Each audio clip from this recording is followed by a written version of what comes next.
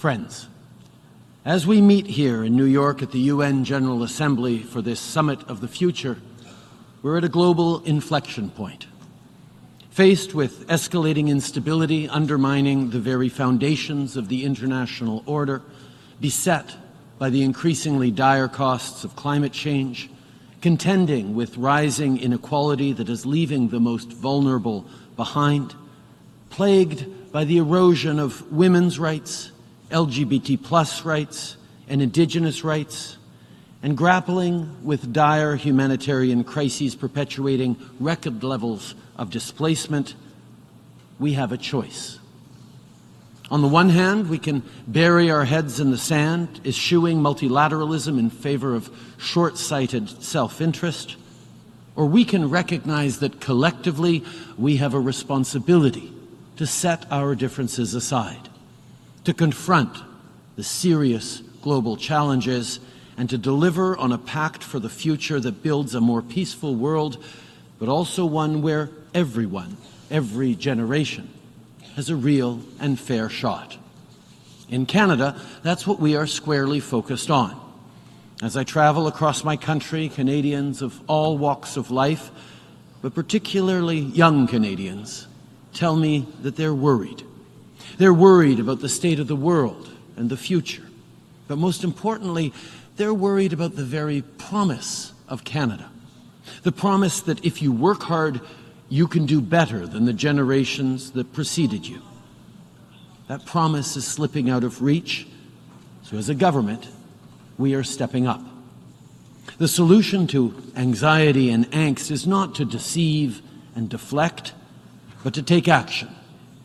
We know that confident, successful countries invest in their citizens, in their workers, in their middle class, in national $10 a day childcare that saves families money while ensuring women can choose the best path for themselves, in nutritious school meals so our kids can focus on learning and growing, in an ambitious housing plan that will deliver good, abundant, and affordable homes, in a national dental care program that in its first months has already delivered quality care to 750,000 Canadians, in a growth and industrial strategy that creates good-paying, community-building, middle-class jobs, all while fighting climate change. These are choices that deliver on the promise of Canada for every generation. These choices reflect a commitment to investing in our people and in our future, but also a commitment to tackle global problems that we all share. Les changements climatiques. Climate change and inflation don't stop at borders. Inequality is a problem for the entire world, for people from all walks of life.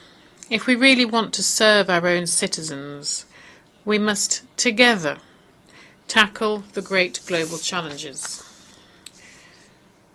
We should work within institutions such as the United Nations and renew our commitment to the Sustainable Development Agenda for 2030. We need to protect and support the rule of law and democratic values. We should spearhead efforts to reform in the international financial institutions. We must put women's and girls' rights at the very heart of our efforts, much like we have done with our feminist international assistance policy. We must recognise also that rich countries such as Canada have a duty to fight climate change, which is what we're doing through our commitment of $5 billion towards global climate financing efforts. And we are the first big oil and gas producing country to establish an emission ceiling in this sector.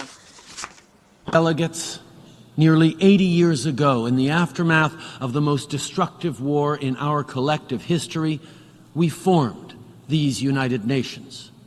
And we did so with the aspiration to build something better for today's generations, yes, but also for many generations to come. All of us gathered here have an opportunity to hold true to that mission, to fulfill the promise of our Pact for the Future to deliver fairness for every generation. Merci.